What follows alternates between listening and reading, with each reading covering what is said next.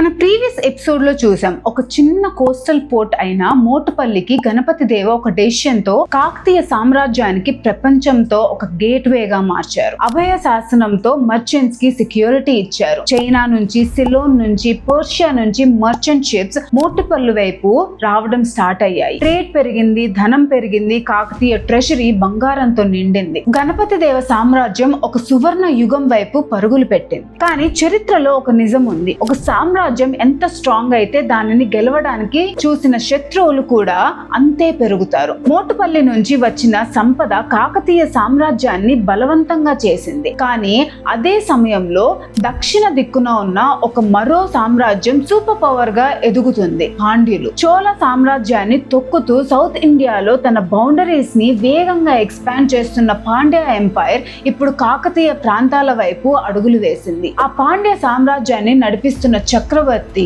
జాతవర్మన్ సుందర పాండ్య. ఆయన దిగ్విజయ యాత్రలో కోస్టల్ ఆంధ్ర కూడా తన లక్ష్యంగా మారింది. ఎందుకంటే ఈ భూమి కేవలం ఒక బార్డర్ కాదు, ఇది ట్రేడ్ కి గేట్ వే, ఇది సంపదకి గేట్ వే, ఇది దక్షిణ ఆంధ్ర మీద కంట్రోల్ కి గేట్ వే. అందుకే ఇప్పుడు రెండు సామ్రాజ్యాల మధ్య ఒక పెద్ద పొలిటికల్ క్లాష్ తప్పనిసరి అయింది. ఒకవైపు ఓరుగల్లు నుంచి తన సామ్రాజ్యాన్ని విస్తరించిన గణపతి దేవ కాకతీయులు, ఇంకోవైపు సౌత్ నుంచి దూసుకు వస్తున్న జాతవర్మన్ సుందర పాండ్య పాండ్యులు. ఈ రెండు సూపర్ పవర్స్ మధ్య యాక్చువల్ కంట్రోల్ కోసం జరిగిన ఆ మహా సంఘర్షణకి కేంద్రంగా మారింది నెల్లూరు. మరి ఈ రెండు సైన్యులు మొదటిసారి ఎక్కడ ఢీకొట్టాయి? ముత్తుకూరు. అరౌండ్ 1263 నెల్లూరు దగ్గర ఉన్న ముత్తుకూరు భూమి ఆంధ్ర చరిత్రలో ఒక ఘోరమైన యుద్ధానికి వేదికగా మారింది. కానీ ఈసారి కాకతీయ సామ్రాజ్యం ఎదుర్కోబోయేది సాధారణ శత్రువు కాదు. పాండ్యుల దగ్గర ఉన్న అజేయమైన ఎలిఫెంట్ ఫోర్సెస్ యుద్ధ భూమిలోకి దిగబోతున్నాయి. మరి ఆ ఢీకొట్టిన రెండు సామ్రాజ్యాల్లో ఎవరు గెలిచారు, ఎవరు నేల రాలిపోయారు? ముత్తుకూరు యుద్ధం కాకతీయ సామ్రాజ్యాన్ని ఎలా కుదిపేసింది?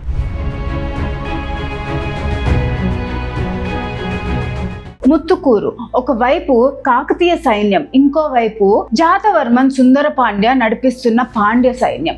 అరౌండ్ 1263 రెండు సామ్రాజ్యాల మధ్య ఉన్న టెన్షన్ ఒక మహాయుద్ధంగా మారిపోయింది. పాండ్యుల సైన్యం తమ అజేయమైన ఎలిఫెంట్ యూనిట్స్ తో కాకతీయ సైన్యం మీదకి దండెత్తింది. యుద్ధ భూమి ఒక్కసారిగా రథాలు, గుర్రాలు, సైనికులు, ఏనుగుల గర్జనతో దద్దరిల్లిపోయింది. కానీ ఇది కేవలం రెండు సైన్యాల మధ్య జరిగిన ఒక సామాన్య సమరం కాదు. ఆంధ్రదేశం యొక్క దక్షిణాధికారం ఎవరి చేతుల్లో ఉండాలి అనే ప్రశ్నకి ముత్తుకూరు భూమి మీద సమాధానం రాబోతుంది. కాకతీయ సైన్యం గట్టిగా పోరాడింది. కానీ పాండ్యుల సైన్యం నుంచి వచ్చిన కంటిన్యూస్ అటాక్స్ కాకతీయులకు భారీ దెబ్బ తీసుకొచ్చింది. ఆ యుద్ధంలో కాకతీయ చక్రవర్తికి సపోర్ట్ గా నిలిచిన లోకల్ రూలర్స్ కూడా బ్యాటిల్ ఫీల్డ్ లో దిగారు. అందులో నెల్లూరు తెలుగు చోడరాజు మనుమసిద్ధి కూడా ఉన్నారు. తిక్కన మహాకవికి ప్యాట్రన్ గా చరిత్రలో గుర్తింపు పొందిన ఆ మనుమసిద్ధి ముత్తుకూరు యుద్ధంలోనే వీర మరణం పొందారు. ఒక లోకల్ రూలర్ పడిపోయారు. కానీ యుద్ధం ఆగలేదు. పాండ్యుల సైన్యం వేవ్ తర్వాత వేవ్ లాగా కాకతీయ ఫోర్సెస్ మీదకి విరుచుకుపడింది. కాకతీయ సైన్యం గట్టిగా నిలబడినా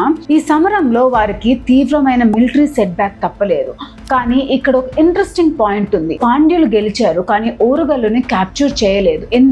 ఎందుకంటే వాళ్ళ యుద్ధ లక్ష్యం వరంగల్ ని ఆక్యుపై చేయడం కాదు, సరిహద్దు ప్రాంతాల మీద తమ ఆధిపత్యాన్ని ఎస్టాబ్లిష్ చేసి కాపం వసూలు చేయడం. ఇంకో పెద్ద సమస్య లాజిస్టిక్స్. పాండ్యుల మెయిన్ బేస్ తమిళనాడులో ఉంది. ముత్తుకూరు వరకు అంత దూరం నుంచి ఒక పెద్ద సైన్యానికి కావాల్సిన ఫుడ్, మిలిటరీ సప్లైస్, రీఎన్ఫోర్స్మెంట్స్ కంటిన్యూస్ గా పంపించడం చాలా కష్టం. అందుకే పాండ్య సైన్యం ఓరుగల్లు వరకు ముందుకు సాగలేదు. కానీ కాకతీయులు కూడా ఈ యుద్ధం నుంచి విజేతలుగా బయటికి రాలేదు. ముత్తుకూరు దెబ్బ గణపతి దేవ సామ్రాజ్యానికి ఒక సీరియస్ వార్నింగ్. దక్షిణ ఆంధ్ర మీద కాకతీయుల మేజర్ కంట్రోల్ ఇప్పుడు బలహీనపడింది. ఇంతవరకు తలవంచని చక్రవర్తిగా నిలిచిన గణపతి దేవ ఈ మిలిటరీ సెట్ బ్యాక్ తర్వాత మొట్టమొదటిసారి తన సామ్రాజ్యం యొక్క బలహీనతని ఫేస్ చేయాల్సి వచ్చింది. కానీ ముత్తుకూరు యుద్ధంతో కేవలం ఒక బార్డర్ మాత్రమే మారలేదు. గణపతి దేవ రాజకీయ శక్తి కూడా మెల్లగా కదలటం స్టార్ట్ అయింది. ఎందుకంటే బయట శత్రువులు బలపడుతున్నారు, మరి లోపల ఎవరు ఈ పరిస్థితిని అదునుగా చేసుకోబోతున్నారు? గణపతి దేవ తన సింహాసనాన్ని ఎలా కాపాడుకుంటున్నారు?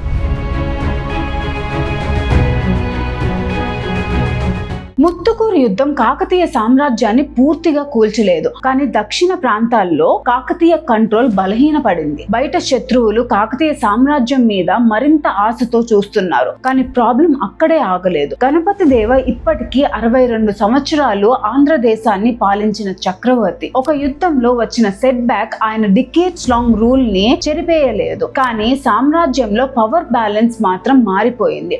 ఒకవైపు బయట నుంచి శత్రు రాజ్యాలు, ఇంకోవైపు సింహాసనం మీద కన్నేసిన ఇంటర్నల్ ఫోర్సెస్. గణపతి దేవాకి ఇప్పుడు ఒక విషయం చాలా క్లియర్ గా అర్థమైంది. సామ్రాజ్యాన్ని గెలవడం ఒక విషయం అయితే, దాన్ని తన తర్వాత కూడా నిలబెట్టడం ఇంకా పెద్ద విషయం. ఆయన జీవితంలో ఇప్పటి వరకు కాకతీయ సామ్రాజ్యాన్ని బలపరిచారు, శత్రువులను ఎదుర్కొన్నారు, కోస్టల్ ఆంధ్రాని గెలిచారు, మోటుపల్లిని ఇంటర్నేషనల్ ట్రేడ్ గేట్ వేగా మార్చారు. కానీ ఇప్పుడు ఆయన ముందు ఉన్న బిగ్గెస్ట్ ఛాలెంజ్ సక్సెషన్. తన తర్వాత కాకతీయ సింహాసనం ఎవరిది? ఈ క్వశ్చన్ కి గణపతి దేవ ఇచ్చిన సమాధానం కాకతీయ చరిత్రనే మార్చబోతుంది. ఎందుకంటే ఆయన తీసుకోబోయే డెసిషన్ కేవలం ఒక వారసుడిని సెలెక్ట్ చేయడం కాదు, అది ఆ కాలంలో ఉన్న సంప్రదాయ రాజకీయ వ్యవస్థకి ఒక సవాల్. ఒక మహాచక్రవర్తి తన జీవితంలో చివరి దశలో కాకతీయ సామ్రాజ్యాన్ని తన తర్వాత ఎవరికి అప్పగించాలో నిర్ణయించాల్సిన సమయం వచ్చింది. ఆ తర్వాత వెనుక ఉన్న రాజకీయ పరిస్థితులు ఏంటి, ఆ వారసురాలు ఎవరు, సింహాసనం కోసం తన ఓన్ కింగ్డమ్ లోనే ఎవరితో పోరాడాల్సి వచ్చింది. ఆ కథ గణపతి దేవ తర్వాత కాకతీయ చరిత్రలో ఒక కొత్త యుగాన్ని ప్రారంభించింది. ఒక మహిళ, ఒక సింహాసనం, ఒక సామ్రాజ్యం, మరి ఆ సింహాసనం మీద కూర్చున్న ఆ మహిళ రుద్రమదేవి. అండ్ ఆ కథని మన నెక్స్ట్ ఎపిసోడ్ లో చాలా డీటెయిల్ గా చెప్తాం.